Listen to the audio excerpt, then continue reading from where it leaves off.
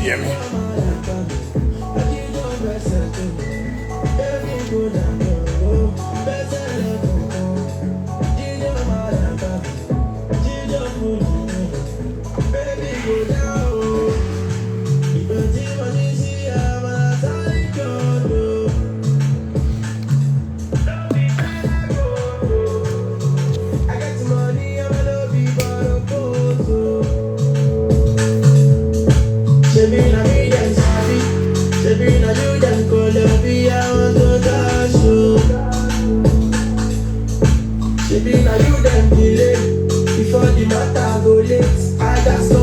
Thank you.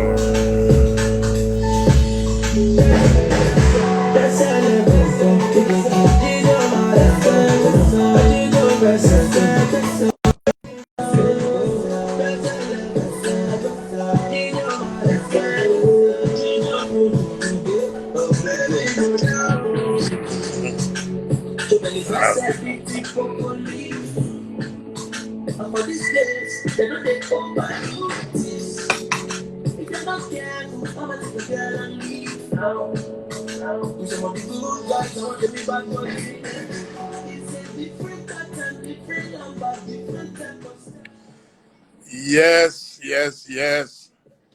We're back here this evening, and I'm very, very happy and delighted to welcome a lady who is working very, very stressfully, not hard, stressfully. It's a very stressful job, as you will discover. And she's here tonight to speak to us. But before I introduce her, we have our usual protocol. We'll play her a song just to welcome her and relax her. I know she's been stressed all day, probably getting calls from all over the world about Nigerians who have been trafficked to Libya, to Lebanon, to Dubai, to everywhere. They get there before they realize there is nothing for them. And then everybody wants to come back home. And then they are calling on this lady to bail them out, to buy tickets. She will tell us all about it tonight. So let's start with our music, and then I will introduce my special guests. And after her, we have yet another special guest from Oyo State, and we'll talk to you about them later. I concur.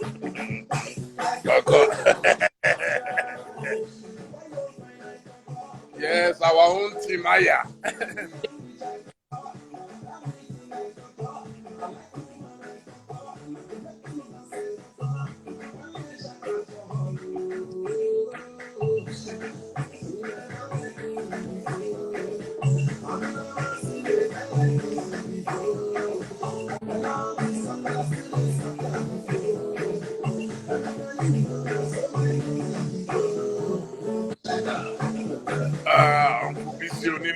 How are you, sir?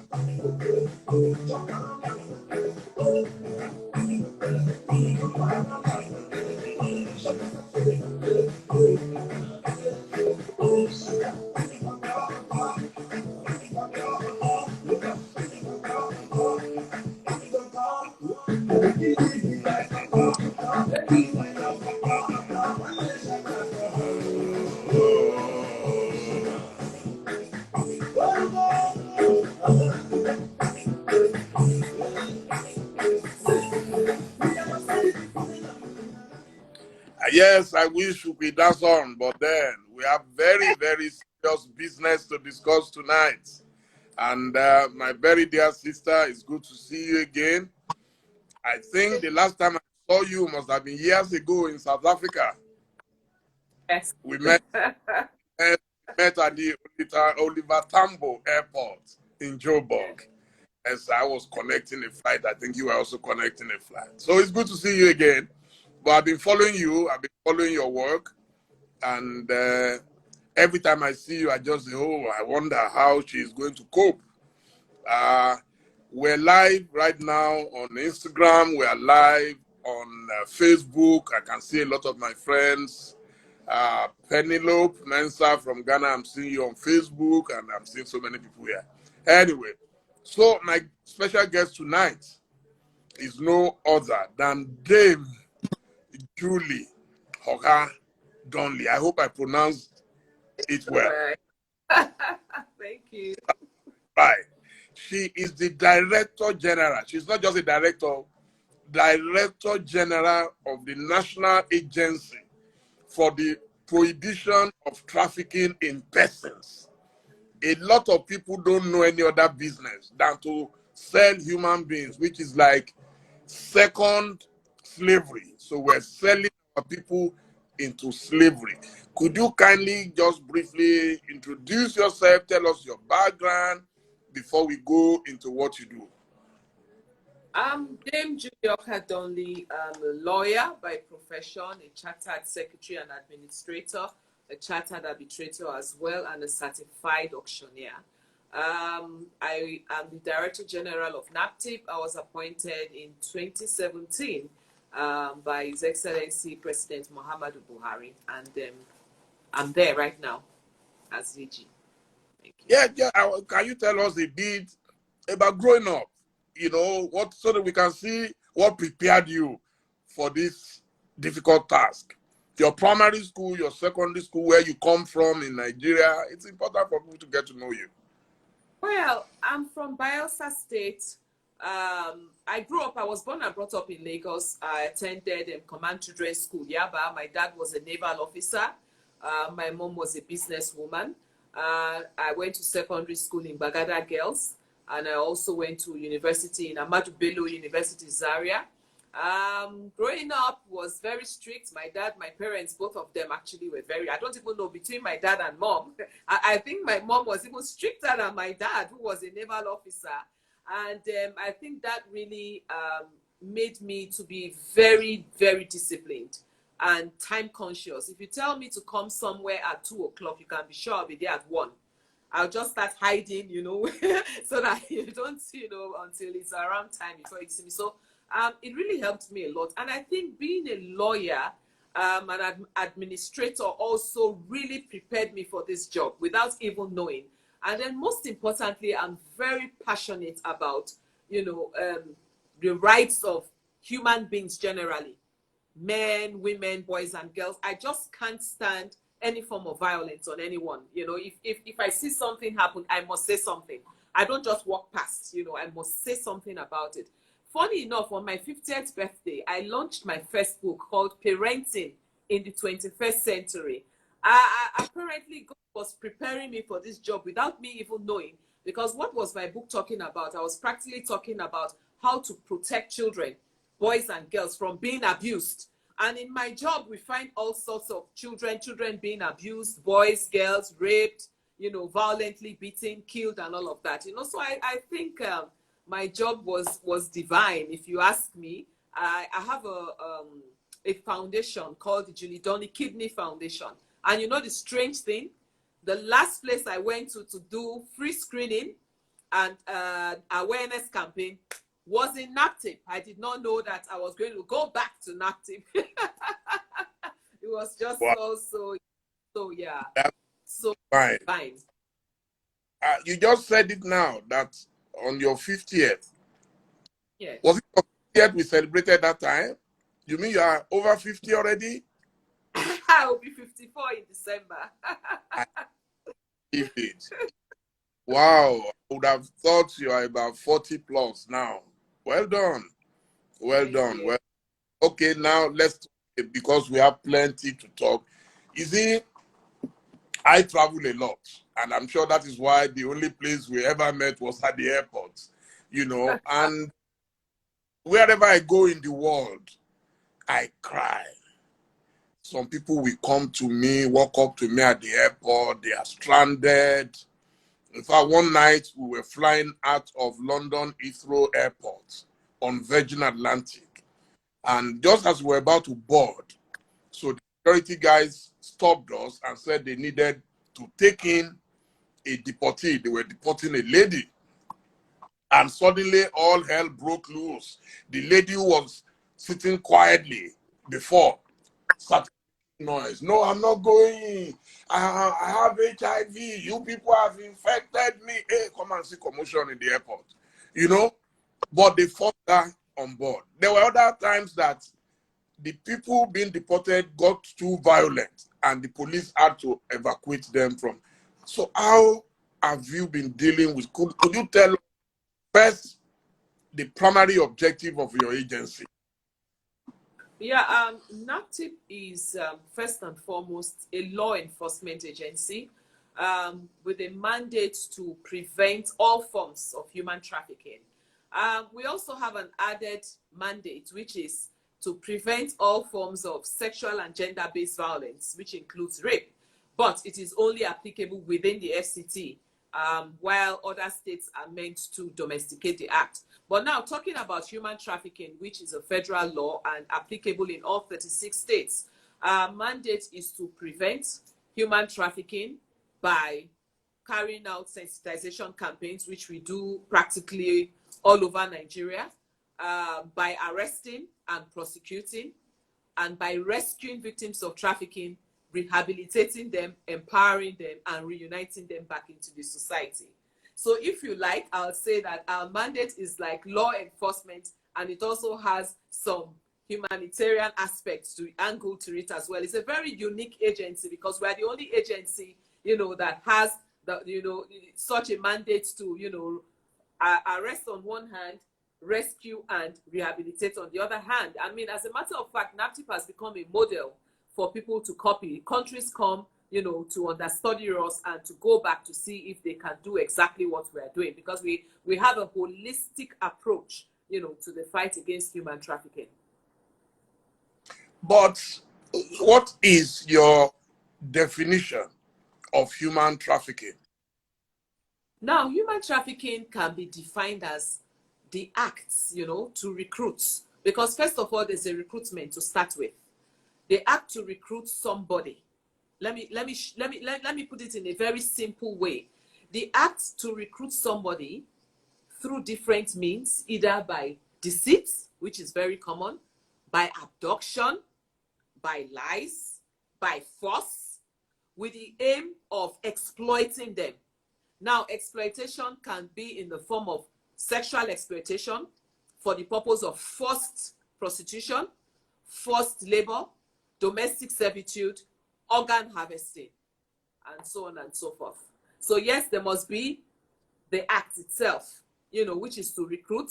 You have to harbor them. When they are recruited, there's somebody who receives them, someone drives them, somebody receives them, somebody harbors them. Then, of course, the exploitation starts for the purpose of course, making money. So that is basically, simply put, that is human trafficking. Buying and selling of human beings for the purpose of making money, exploiting them, their human rights, and all of that. I've seen a lot of documentaries, I think, on CNN and possibly Al Jazeera, that this is common in some particular states. Is that right? And what do you think is responsible? I would say it used to be common in the South, especially in the Edo State back in the days. But now, all 36 states are endemic when it comes to human trafficking. I'll tell you the history of Edo State. Back in the days, girls used to leave from Edo State for prostitution, because prostitution is legal in Europe, especially in Italy. So girls were living on their own free will for prostitution, and they were making good money building houses in their homes. Unfortunately, the mafia saw that this is big business and they took it over. Unknown to those who are now coming up, they had seen the big houses that the former big girls had built, but they thought it was business as usual, not knowing that the mafias have taken it over and it is now human trafficking. So you now, mean the Italian mafia now, or the Nigerian mafia? Italian, Nigerian, they are all in it together. They have now taken it over. It's now, they saw it was big business and they now converted it into human trafficking. So now these girls going, believing that they are going to, some of them actually know or believe they are going to prostitute, which is fine because it is legal. But unfortunately, that is not the case because they are forced into prostitution. Now, being a prostitute is different from being forced into prostitution, because if you're a prostitute, you call the shots. You prostitute on your terms, and every penny comes into your pocket. But when you're into forced prostitution, you are working for someone else who takes every penny from you. That's the difference. So, and that is when it becomes trafficking, because your rights are taken away from you and you're under the control of someone who is exploiting you for his own purpose. So you are saying all 36 states are now involved. So how are you able to track members of this mafioso? Now, you know, the crime of human trafficking is one that is clandestine in nature, in the sense that it is usually done kind of behind closed doors. And most of the time we rely on intelligence, you know, people reporting, and then of course sometimes we go out and then we escape, you know, places, of course, basically based on intelligence that something like this is going on, and then we send officers to go and check. And of course, we're mostly on reports, Facebook, all kinds of reports are useful to us. So when we get reports like that, of course, we go after the traffickers, we arrest them, we rescue the victims, and we prosecute. Problems we have sometimes, challenges, is the girls are usually sometimes scared. Scared because these guys have taken naked pictures of these girls already, and they are threatening to put it on Facebook, put it on social media. They tell these girls, they threaten them with death. I'm going to, you know, we know where you live, we know your family. They're usually people that are known to them. And of course, they make them to swear this juju, this oath. They swear an oath, you know, take their nails and their hair. And unfortunately, these girls believe in things like this. And so when they go through these rituals, they just believe that if they escape or if they divulge information to the law enforcement agencies, something would happen to them. They'll run crazy or they will die. So there are so many challenges, you know, when it comes to that. But yes, that's... but we are still making our moves. We are still arresting. We are still prosecuting. And we're getting some convictions anyway. Wow, it must be a very difficult job. So, but don't you think we should blame partly, not totally, our immigration? Because it is actually very possible for the immigration to know those who are going away on human trafficking. It's very easy. And people say our borders are very porous. So it's very for people to go out. You go to the airport, see that people still escape, even with fake documents, with all kinds of things, they still go. Well, for me, I do not want to discuss the immigration services. What I will say on my part is that NAPTIP officers are trained to identify potential victims of trafficking and traffickers. I'm not sure immigration officers are trained to identify, because that is not their primary mandate. The primary mandate of the immigration services is to check the passports and visas. And once you have a passport and visa, then move on. So if NAPTIP officers are allowed to be at the airport so we can do our job, I believe that human trafficking will be reduced to the barest minimum, because we will stop those who really have no business going from going. Okay, so right now, you don't have your guys at the airport? No, we don't. Well, on that, again, I have a problem. I think we already have too many agencies at the airport. Is it not possible? Is there no way you can use data, you can use technology to track these people instead of everybody lining up? Nigeria today, I believe the number of agencies at the airport must be the highest in the world. I've traveled everywhere and I've never seen anywhere where you have like 10 agencies all lined up and all asking questions. And most times it corrupts the people. Instead of doing the job, you see the guys begin to beg for money. Yeah, you see, for me, what I will say is this. I'm not going to compare Nigeria to the rest of the world, because we have to look at our local circumstances. The rest of the world, in terms of technology, they are far ahead of us. So I'm not going to start comparing myself. This is a very serious situation, and we just have to do what it takes you know, to bring it to the barest minimum. We can't keep comparing ourselves with other countries and trying to copy other countries because we are really not on the same level. So we need to look at the local situation and come up with a local solution.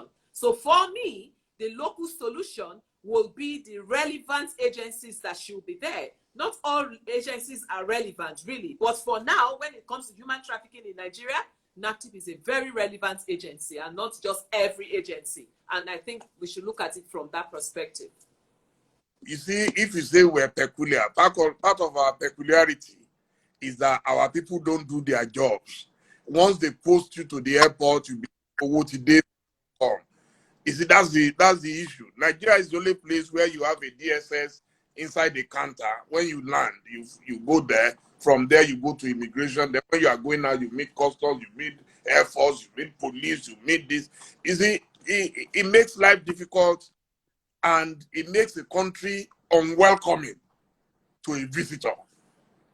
So we must have a better way than, you know, putting people physically. That's what I'm saying. Are we not able to take advantage of technology? There must be a way to track these people without having 10 people in the airport.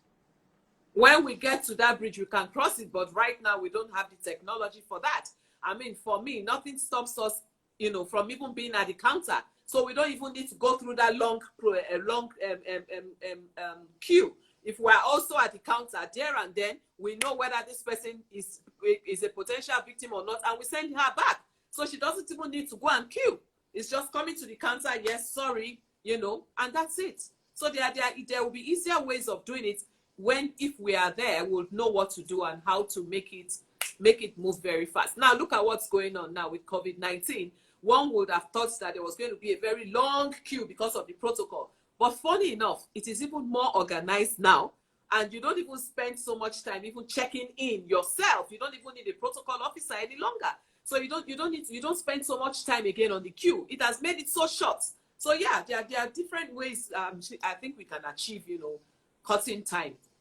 One is the fear of death. If things ever return to normal, you will be shocked how we will all return to our bad ways. Anyway, let's leave that. Are there specific countries that you are targeting in this fight?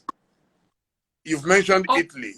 Other countries, have you had, let me talk about practical examples and experience?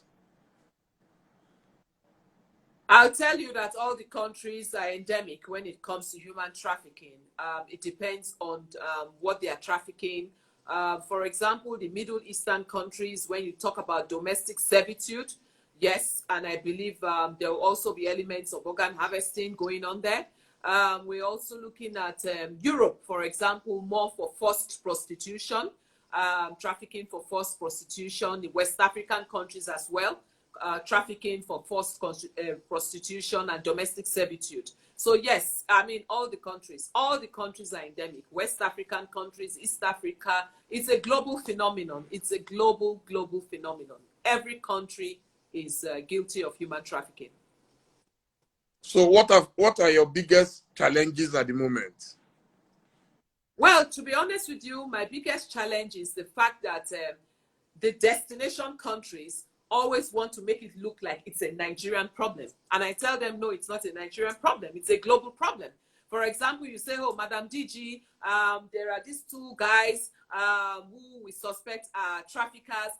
We want you to investigate them and see how you can prosecute them. And I say, sorry, who are they working with in your country? And they tell you, no, it's only Nigerians. I say, sorry, you're not yet ready. You're not serious about this, you know? So, you know, the lack of sharing of information. Most of these countries, they don't share information.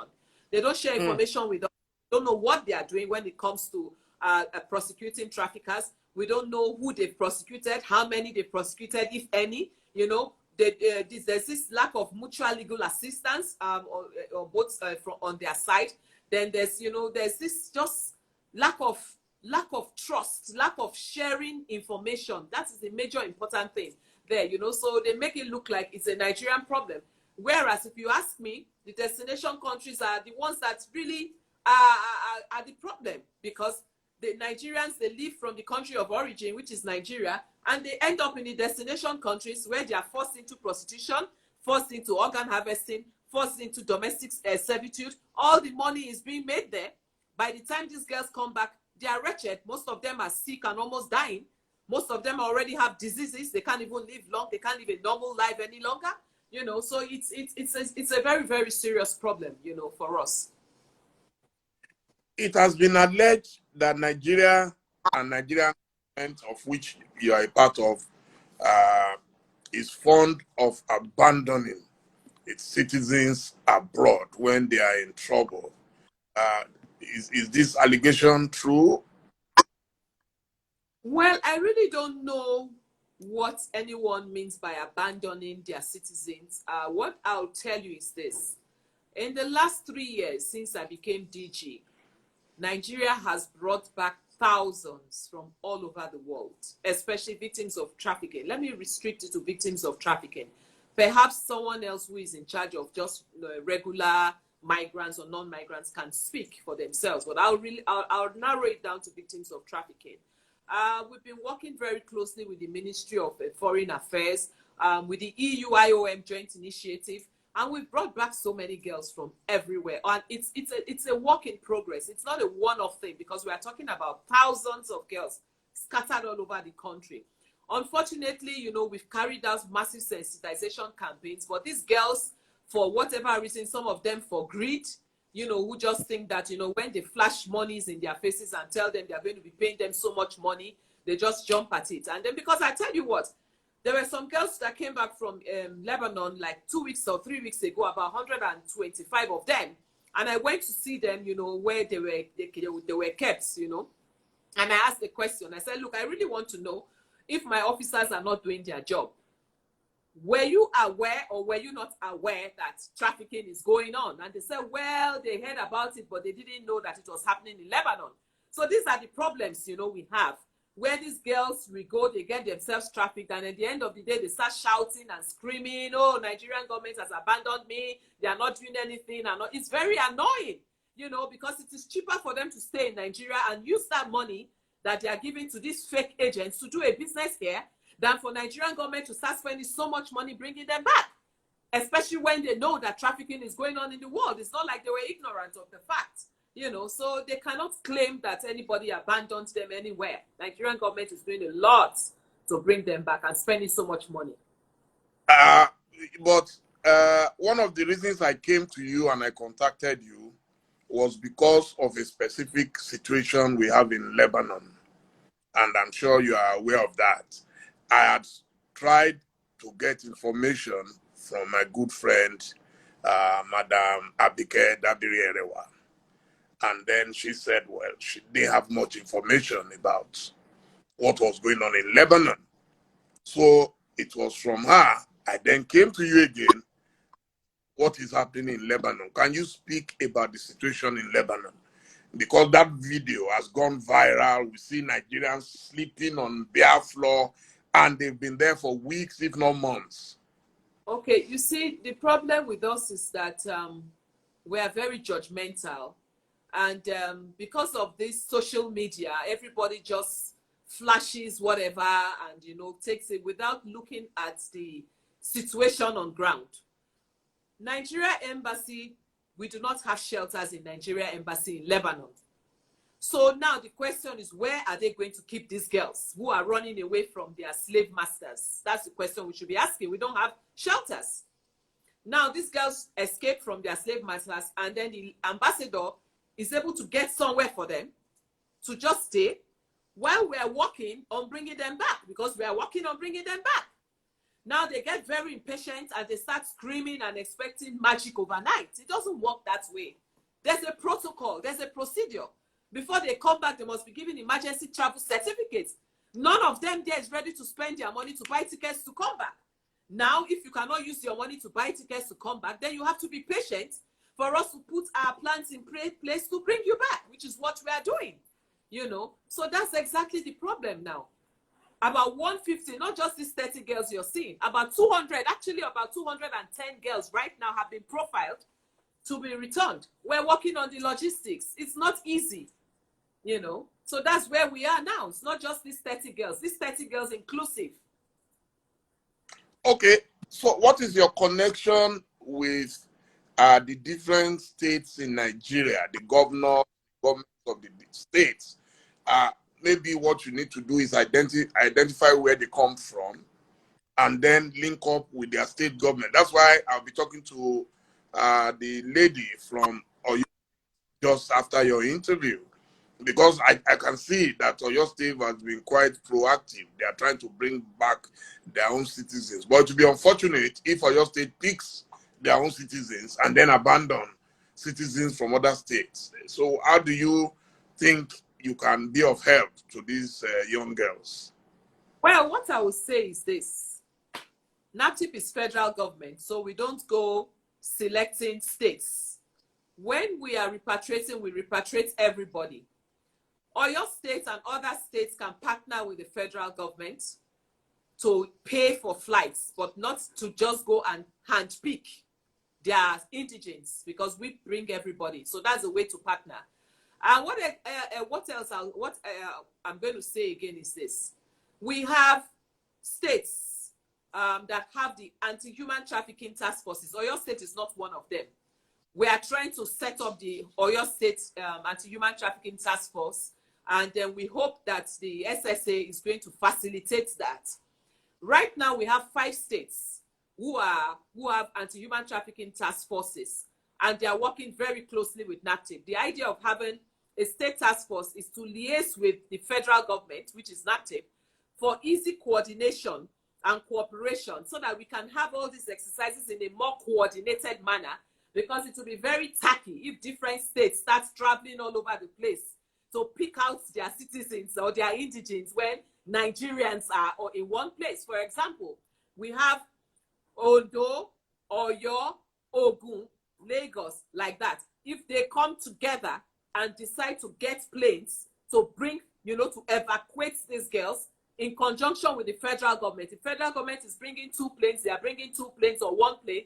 We can work that way in a more coordinated manner. We need synergy, we need cooperation. So that's what I would say. So that's why it's very important for all these states to have the anti-human trafficking task forces. But for COVID-19, we were meant to go to 9 states this year, Ogun State, Oyo State inclusive. And I hope that very soon she'll be able to give us an appointment so that we can set up and train the task force. Because the head of the task force is meant to be the Attorney General of the states because of prosecutions, while the co-chair is the zonal commander of NAPTIP. That is the way it is structured. And of course, the SSAs on human trafficking and whatever can be members of the task force. That is the way it's structured. So we hope that Oyo State, since they are they are being proactive, I hope they will let us come and set up their task force and train them so that we can work in a more coordinated manner going forward. Wow, I don't envy your job at all, because head or tail, people are going to complain, and I know you very well to be a very strong woman, and I pray that you will continue to have the strength. But I think there must be a way, there must be a synergy between the federal and the states, because you can't do it alone. It's obvious that the federal government lacks the capacity to do it alone. Well, except if you have any other thing that you want to tell our viewers, I think you've actually explained it to us. Well, I would want to say, I would not like to use the word federal government lacks capacity. I would like to say that the fight against human trafficking is a fight that involves the whole of society and the whole of government. The whole of government, federal government, the state government, the local government, the media, the CSOs, the NGOs, the faith-based organizations, everybody, every single soul in Nigeria has a role to play. And on parting, I would like to say that when women, men, girls, boys are offered jobs, please, it will not cost you anything to confirm from NAPTIP. It is cheaper to ask a simple question than to get yourself trafficked and start screaming that the federal government is not doing anything or the federal government has abandoned you. It doesn't cost you anything to ask a simple question. You can reach us. We're on social media. You don't even need to call us. All you need to do is go on social media. And you can reach us. Just type a simple question and we'll respond. Thank you. Thank you, Madam. God bless you. God bless you. It's good to see you again on this platform. And whenever we also have information, we'll call on you again to respond. So that's the only thing we can do. What your agency is trying to do and achieve. God bless you. Okay, thank you so much. All right, thank you. Bye-bye. Bye.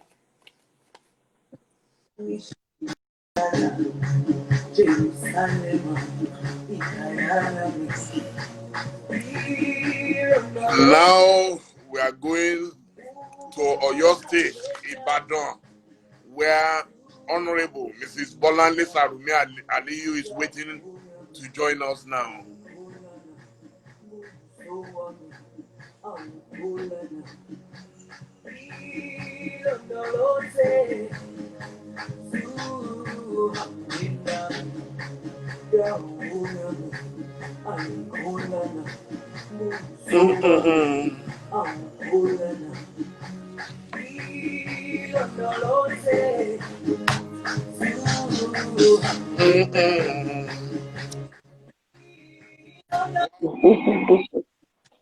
Good evening. Good evening. How are you, Bashar? Evening, sir. Very, very excellent. How are you too? Great, thank you, sir. Great. Thank you, and congratulations on your recent appointment. I think you are less than four months on the seat now, but we have been vibration. Yes, but could you just briefly tell us about your background, introduce yourself properly to my viewers? My background into your background. Just introduce yourself. Yes. Okay, I am born in Ibadan, raised in Ibadan, primary school, secondary school, married with kids, businesswoman. I have a bridal outfit and CEO of a uniform factory, co-owned. Went into politics, and by God's grace, I'm now working for His Excellency, the Governor of Oyo State, as the Senior Special Assistant on Diaspora Matters. Educationally, I have a degree in social policy. I also have my diplomas in social work and welfare, psychology, and sociology. Got a few foundations, so love to give back. That's what I live for. Okay, I read. It seems you've lived abroad in the past. My mom is English, so although I was born here, raised here, went to England for the university and the college. So did my primary school and secondary school in Nigeria, Ibadan to be precise. So Omo Ibadan, kini so niwa.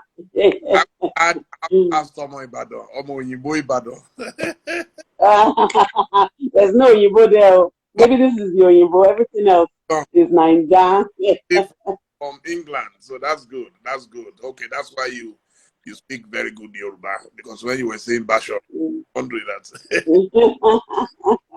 Yes. Okay. Thank you so much. Thank you so much. Of course, I'm sure you were watching when I was speaking to Dame Judy Okah-Donli just now. She explained what the federal government agency which she heads has been doing, and I'm aware of their activities. I've been there once, over a case, and so I was very impressed the way they handled it, and but I can see that your state, especially your own agency or your department, I don't know what you call it in Oyo, a lot of movement, a lot of activity going on.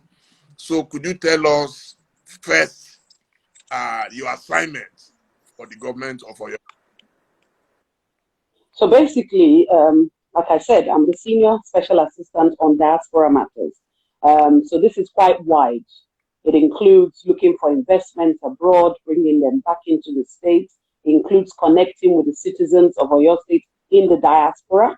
It includes trying to draw back, some of their skills. Those who've gone there doing well, try and bring them back home to lay some, some foundation of different things for us here.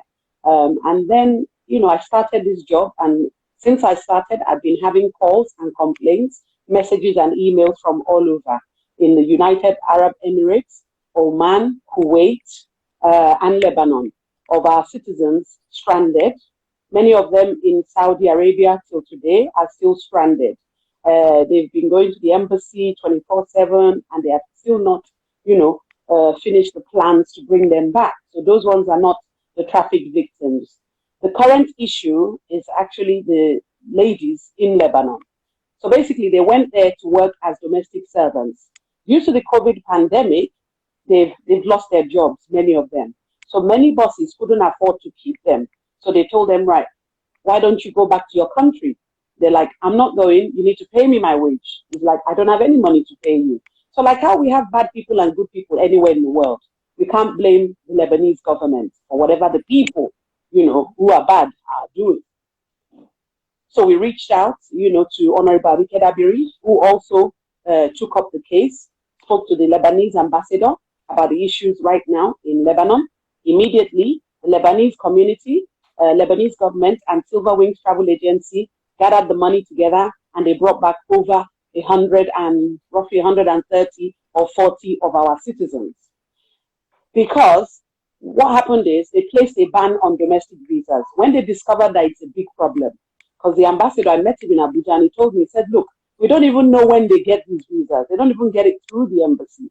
The agents here in Nigeria have their direct links. That's the Nigerian agents, and then the Lebanese agents. They have direct links to get visas to move these girls out. And some of these girls talk about how they get to the airport, they bribe some blah, blah, and they get on planes, etc. I don't want to mention who they give the money to. So it's obvious they know they're not meant to leave, etc. Some of the girls said they promised them a visa to Canada or a visa to somewhere else, but not Lebanon, to be like a teacher or a nurse, only for them to see Lebanon on their visa. And they're like, what's this? Like, don't worry, just keep going. We'll get you another job. We'll move you to another place. So I met the ambassador, and he told me immediately they found that that's a problem, they placed a ban. And I said, that is a beautiful development. We need all the red alert countries to place a ban on domestic visas. They can give everybody else visas, go and be a mechanic there, go and be a doctor there. But when it comes to these house girls, many of those girls can be brainwashed easily. Some of them have not finished, proper education. Some of them are from very rural homes, etc. So they can be brainwashed easily and threatened to think they have to be the person's slave. So domestic ban is now on in Lebanon. I believe it's on in Oman and Saudi Arabia. So now the girls we have stranded there now are the remaining servants, domestic servants. And the issue is we cannot just be watching. We've been appealing to the federal government to move them back home. Or your state cannot tolerate any of its citizens sleeping rough on the streets in Lebanon and suffering. That's why we stepped in immediately. So I stepped in, I created a WhatsApp group, and all these girls flooded in. All I asked for first was all your state citizens. If you see the amount of girls that flooded into my WhatsApp for the past 1 month, I've not been living a comfortable life. I've been stressed. I got 160 ladies in Lebanon, 160 in my WhatsApp group. So I now said, okay, look. Line. Pardon? Are you sure they are all from your state? How are you able to? No. I'm going to tell you what happened. Yeah. So I was like, right, this was going to happen. I need to separate you into different states. So that once I've done that, I'll hand over the list to the NIDCOM chairman, who will pass it on to the various SSAs, to pass it on to their governors and speak to them so it can be a collective effort.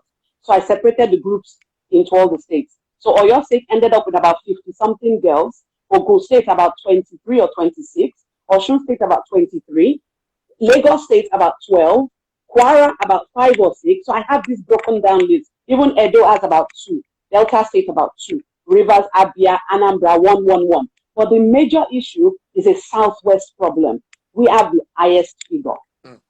So it means we have a lot to do when it comes to sensitizing. To have a Lebanese street or so in Ibadan. So well, to us, we grew up with Lebanese people around us. We have loads of Lebanese people. We've lived amicably well. Many of them. For example, the Chaguri family, they've decided, we'll get to that stage where I'll say all the new developments that happened within the last few hours. Wow. So once I now separated them into groups, I handed over their list to Honorable Abike Dabiri, and I now concentrated, on your sign. I was asking them for their passport data pages, local government areas, addresses, etc. Discovered that some of them don't even have accommodation to sleep in. So I contacted our Senator Kola Balogo. He gave me money to quickly rent a 3-bedroom house.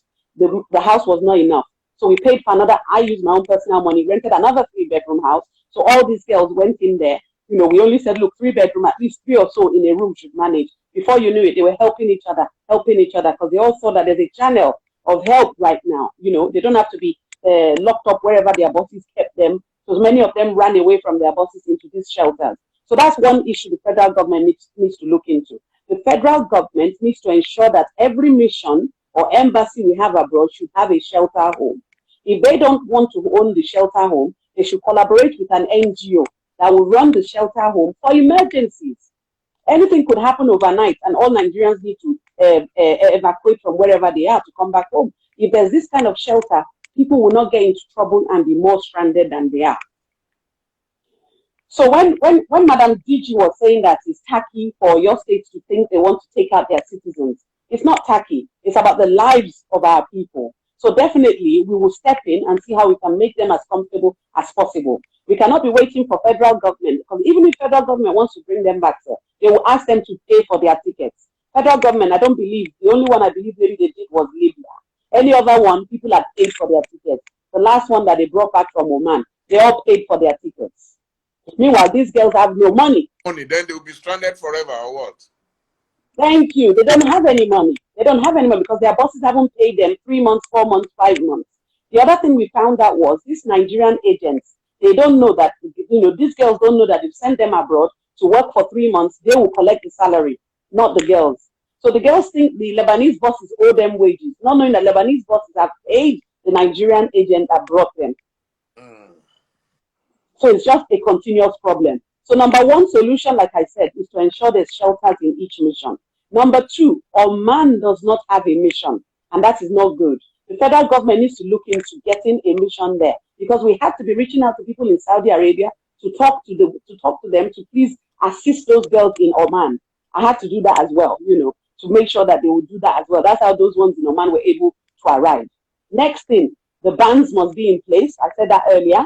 We need to visit these red alert countries to let them know that Nigeria will not tolerate them using any of their citizens anyhow. Their human rights need to be protected. We need to have an image, you know, an image that people, when they see us, they're like, Nigerians, don't touch them. Their government, they will not tolerate nonsense. You understand, sir? Because the rumor is, Oyo State, Oyo State, Oyo State. They're like, yes, I called them all. I was like, no, we're not going to take it. If you're going to be like this to our citizens, blah, blah, blah. So all that needs to happen. Then obviously, all the states need to domesticate the law.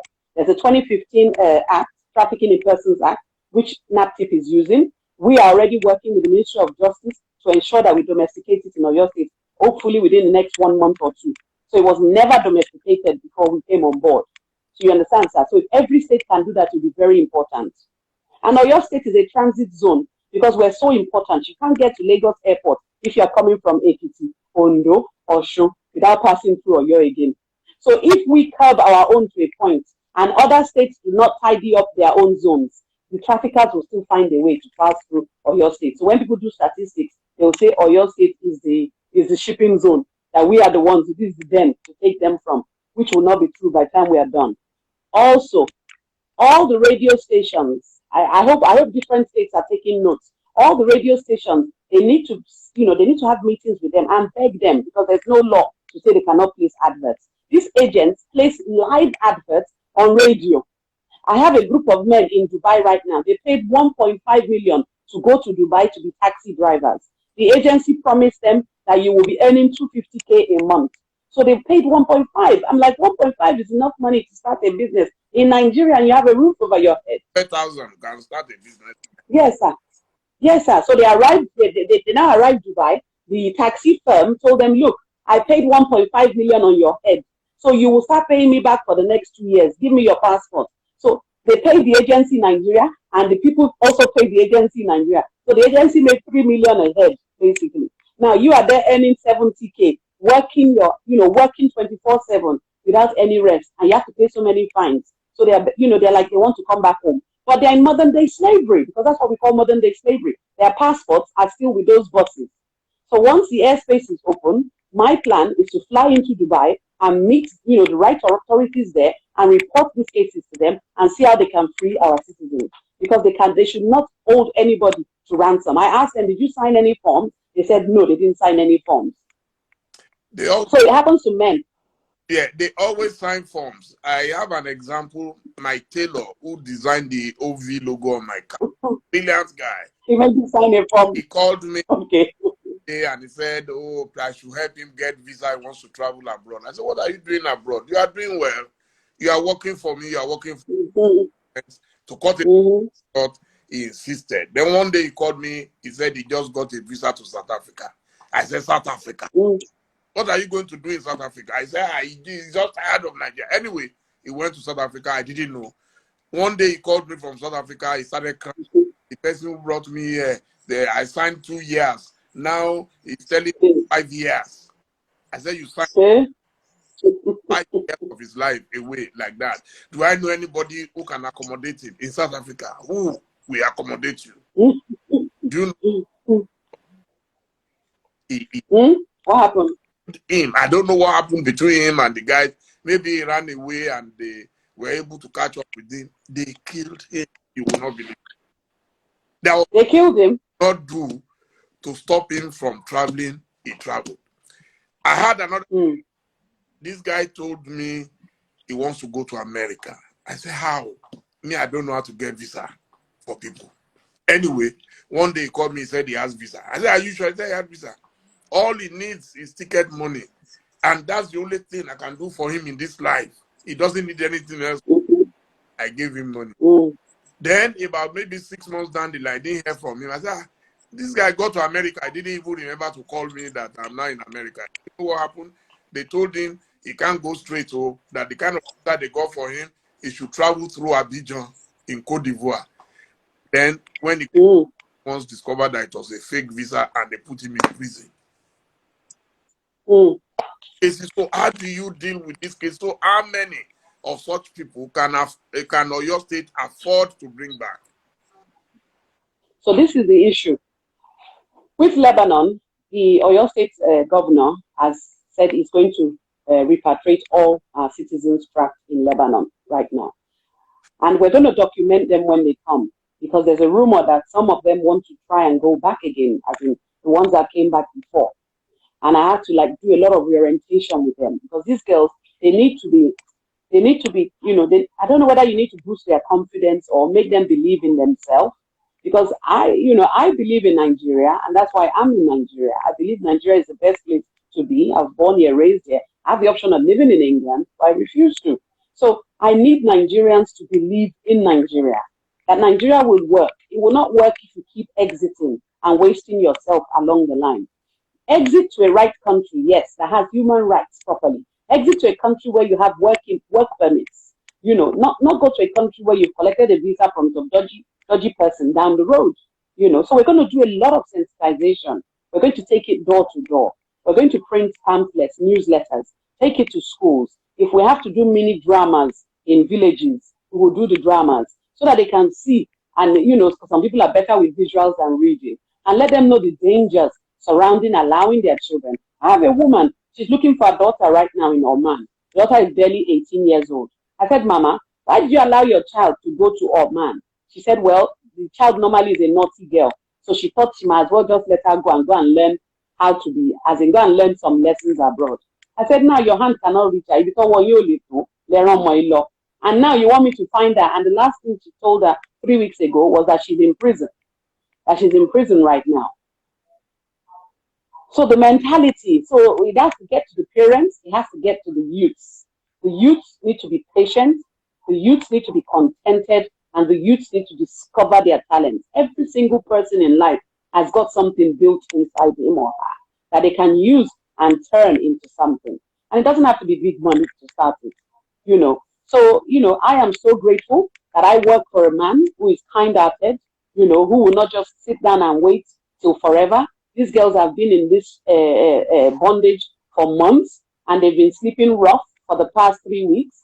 So Oyo State government is ready to bring back their citizens. I've sent in the details to the Nigerian mission. They're already getting them all registered, and we're paying for their COVID test as well to ensure that they come back safely. And I hope other states will do the same. Ondo State has reached out to me through their SSA. She's also speaking to their governor, hopefully. She'll be able to join it. And then the Lebanese ambassador called me tonight that the Lebanese community amongst themselves are going to pay for 150 of the victims. Because currently we have about 250. So if you add Oyo State plus what they are doing with the list they had before, plus if Ondo State steps in, and Honorable Adebutu Lado Kensington, he said he's going to pay for some Ogo State citizens to come back as well. So with all this joint effort, I think these girls, they'll be back home on the flight on the 12th of August. I thought it was 17th of August. I was told today is the 12th of August. The Chaguri family, they're paying for 70. Salim Chidiak, they're paying for 30. Saeed Kalaf, paying for 20. That's Sunrise Abuja. Habib Jafar, they're paying for 20 girls to come back. That's the owner of Auburn Nigeria Limited. And Joe Beimi, Apple and Pears Limited, 10 of them. Mercury Engineering as well. So it's good to acknowledge, all what these good people are doing. We're assisting the federal government to ensure that our citizens come back home safely. And now I'm relieved because it means all of them would get help. All the ladies I've been talking to for the past 3 weeks, they would all be able to come home. And I did a study on them. I asked them, I said, if you come back home and you're given a job, what's the minimum wage you'll be happy with? Many of them were like, if they saw 30K, they'll be happy. They don't need to go to Lebanon that they promised them 70K, 80K a month. They won't mind staying at home and earning 30K a month. So there's more work to be done. There needs to be more job creation. There needs to be more empowerment, skills acquisition training, etc., to boost the morale of the people and to encourage our people. Some people, all they need is 5 minutes of your time or 10 minutes to talk to them and encourage them and nudge them on the right career or the right profession, etc. This will go a long way. Well, one of the ideas that you may need to sell to your government, if they don't have it already, is about vocational studies. Nigeria is full of young men and women, extremely gifted, talented, and they don't need so much money for them to survive and do business. I think we need to look in that direction because a lot of our youth are desperate and you can't blame them. I met one guy, he used to work at one hotel, and I met him, and one day I saw him at the airport carrying his bag. I said, where are you going? He said, Nairobi. I said, what's that happening? Oh, Lord. He said, nothing. I said, so are you going on vacation? He said, no. He said, I'm just going. You are just going where? He said, I'm just going to try my luck elsewhere. So that level of desperation, your work becomes very, very, very... Anyway, let's talk about something more positive. You spoke about investment now. So a lot of our people living abroad are afraid of coming back home because sometimes they are sending money to their friends or members of their family to build them homes or build them businesses or invest in stocks and all that. And the money simply disappears. So there's something you are doing, especially in your state. One, to allay their fears, and two, to protect their investments if they decide to come and invest in Nigeria. Right. So because I have experiences, I've lived abroad, and I know how it is when you send money home and a story, you come back to nothing with some of the people you give the money to. So the diaspora office is creating a survival guide or a pamphlet, which we're going to partner. We're going to call you after the show. We're partnering with Ovation actually to create a celebratory magazine. So in this magazine, we'll have the pamphlet there. This pamphlet will now include credible, how do you say it, artisans or that we've vetted, credible companies that you can partner with to ensure you get stuff done. So for example, you have some expatriates coming from abroad to work maybe on whatever, in a factory or something. You would have some facility managers who have their own company. So we would have vetted them and certified them, ensure that they're credible and they are paying their taxes. We know who they are, the CEOs, etc. So they will be the ones who connect with them. So you'll be able to get this pamphlet. It can be online, it can be in the shops, it can be at the airports. So you'll be able to contact those that you need to work with on various things. For example, realtors, electricians, all sorts will be able to advertise in that magazine. Vice versa. The same will be happening abroad as well. So if we are traveling abroad, for example, to the USA for like 2 weeks, we can pick up that guide again at the airport. We'll be able to see credible people that we can contact when we get into England, America, Canada, etc., for whatever services we need. So if you're in England and you also want to build a house back home, you'll be able to get the agents to call to buy you a land, use the same agents or contractors in that book that will build you the house. So hopefully that would work. Wow, wow. Wonderful. So what else should we expect? Department. Or your state, I don't know if you've been to, yes, you have. You've been to your state recently. You can see that. 2 days ago. Yes, for Sabo the Akindele's burial. May so continue to rest in peace. Great man, fantastic man, philanthropist to the end, met him once. So where Oyo State is improving, if you can see, we have lights 247. We have various investments that we want people to key into. We're not selling off our properties or assets. We're partnering with people. So there's a lot of PPP going on. There's an agency we have called OISIPA, whom, you can get more details online. I can put my email here. If there's anyone else that wants to find out about how to invest or what to invest in, they can send me a message and I'll link them up with the right people. I've heard a lot of people say, look, I want to do XYZ in government, but I get frustrated when I try and link up. With the diaspora office, we will link you up. So if you need to speak to someone in the Ministry of Works or the commissioner, we will link you up with the Commissioner of Works. Same with health, same with education.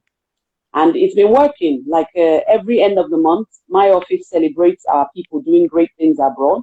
We started doing it 2 months ago. We celebrated 3 great women and 1 young man. And from these women, we've tapped into so many things from them. For example, one of the women wants to come back and put some boreholes in Mokola because that's where she grew up. She wants to put about 20 boreholes, etc. Another lady wants to bring in a shelter home for the battered and abused women, and she'll run it. All she needs is a structure, so we're going to write to the governor. So there's so many things coming up. Another lady is a health practitioner. She wants to come and celebrate our health workers, give them an award, for example. And also, she's going to be teaching us some things online. I've asked her to put up some things for us to use on our page, like CPR. Some people need to learn how to, do CPR because it can help in emergency situations, even right in your home there and there. Wow. I'm also thank you to you. Keep doing a good job. We're very, very, very happy. And we will continue to support and encourage you. So it's good to see you on this platform. I don't know if you have any parting words for your viewers. Thank you. Thank you so much, Excellency. To the young people watching, because I know there's mostly young people on this page, I need you all to start believing in yourself. Start thinking of what you have inside you. If you need encouragement or you need to be nudged on, you can email us. I can type in, you don't mind, sir, if I put in the email address at one point. Pleasure. Thank you, sir. Thank you, sir. Yeah. So believe in yourself and let's make Nigeria work together. There's no place like home.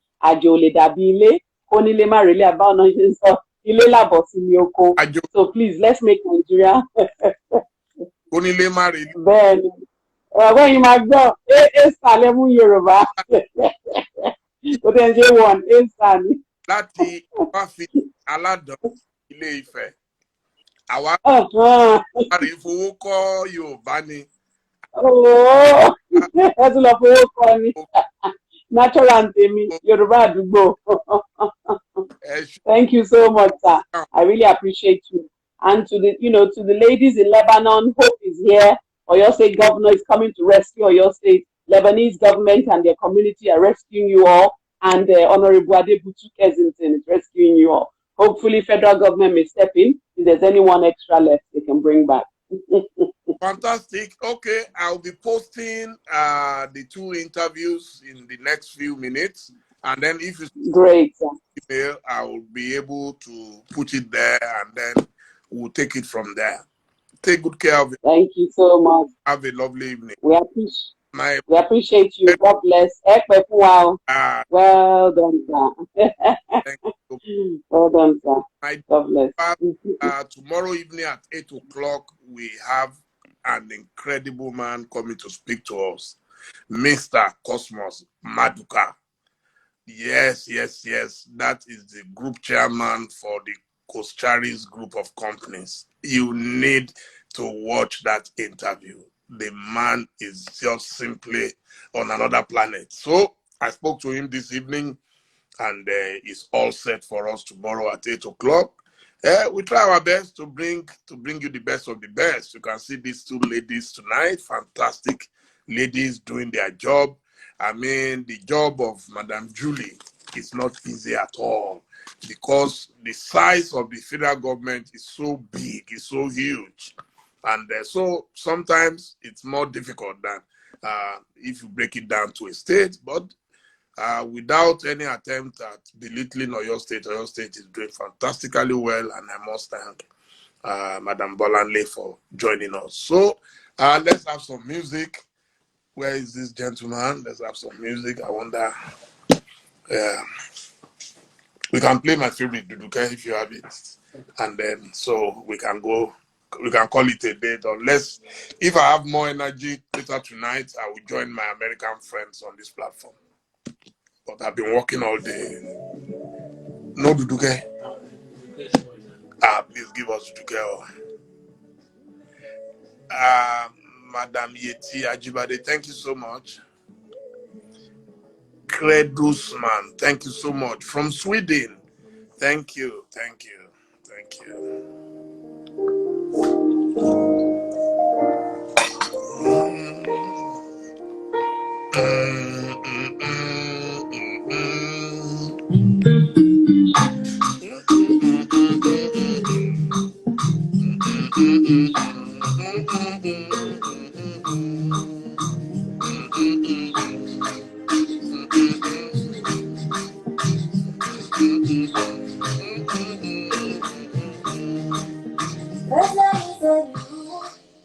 I follow it to see you. You are the treasure I've been waiting for. Do you know how much I really need you? I just pray for the day when I can finally kiss you. You say everything For you, in my heart to live for you. that's why my heart is beat like you. Cause now you are true to me. And your baby, and your friend. I sing for you, I be like you. Baby, now you are the people. And your baby, and your friend. Look at you.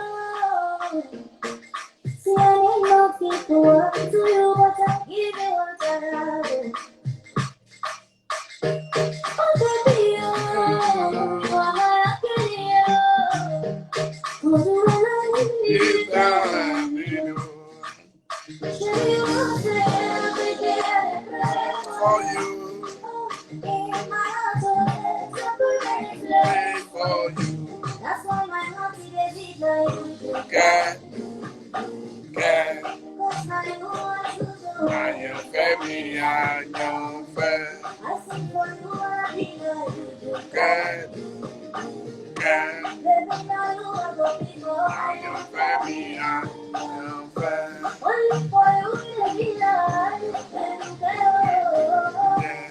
sing for you, my baby. And your baby, and your friend.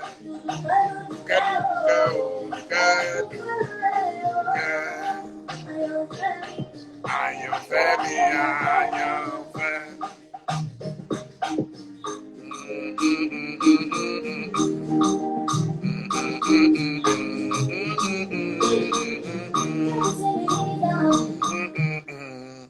Thank you, thank you, thank you, thank you, thank you so much.